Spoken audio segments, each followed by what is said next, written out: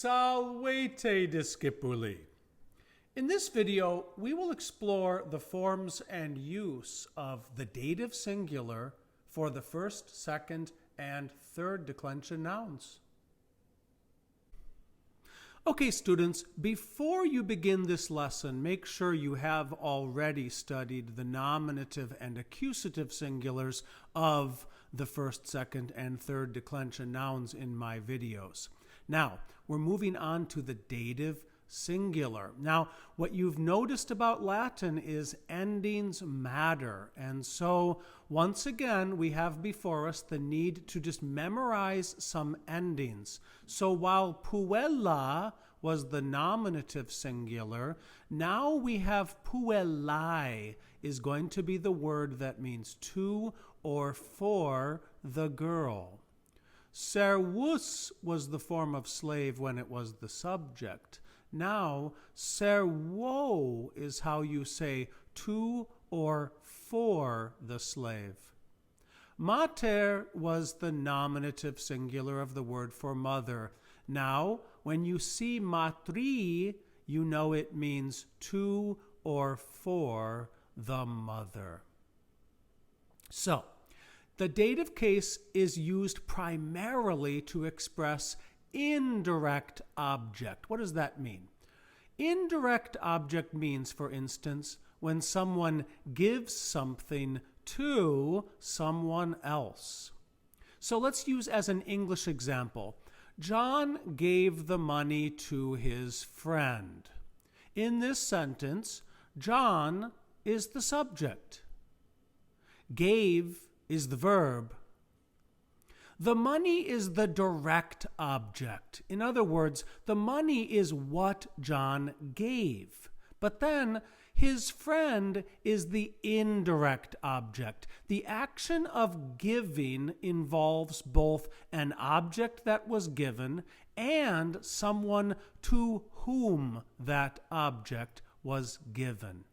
Notice that in English we have two different ways to express indirect object. We can have the subject first, followed by the verb, and then we can have the direct object followed by the indirect object with the preposition to, okay? This is English issues.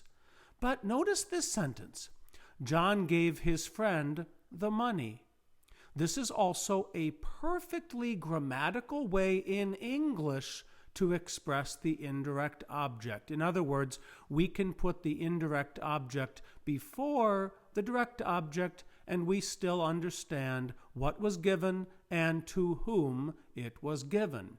Now, in Latin, indirect object is simply expressed with the dative. Let's look at how this works in Latin. In Latin, we use the dative case to express indirect object. And so, puella servo pecuniam dat means the girl gives money to the slave. Puella is the subject, and we use the nominative.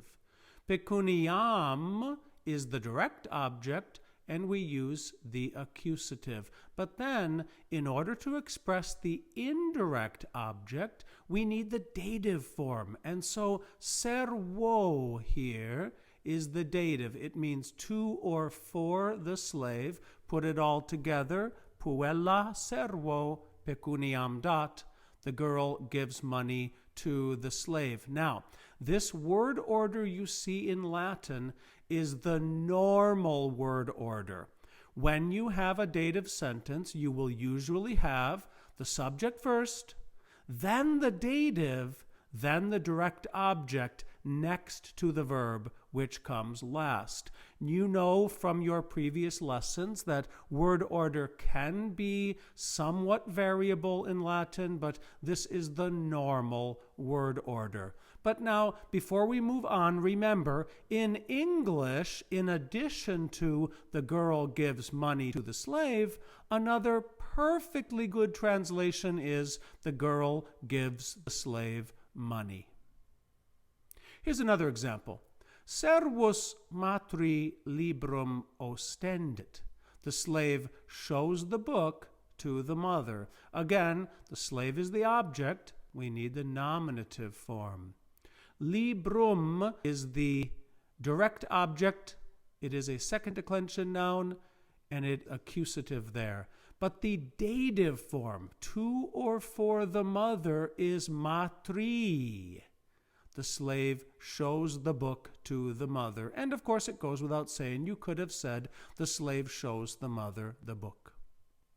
Now, keep in mind, dative happens when dative is needed. Ordinarily, it's the verb that is going to require dative. And so you will have dative when someone gives something to someone. You'll have dative when someone ostendet, shows something to someone. Offert, offers something to someone. Tradit, hands over something to someone. Dicit, says something to someone. This is not a complete list. There are more verbs that require the dative, but I hope that this shows you the point that dative doesn't happen randomly. Dative happens when the sense of the sentence requires that something to someone, and that's when you're going to have dative. Now, most of the time, to is the best translation for dative. But there are some times when for is the correct translation. Take a look at this example. Mater puellae donum quaerit. The mother is looking for a present for the girl. In this particular translation, if you were to say is looking for a present to the girl, that's just not good English. So I would estimate 80% of the time to is your translation, but another 20% of the time for is the correct translation. Be on the look for it. It does sometimes happen. Final point.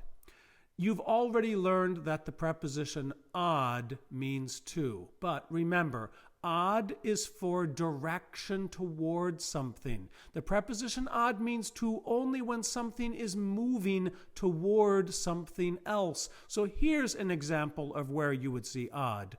Puella ad matrem festinat.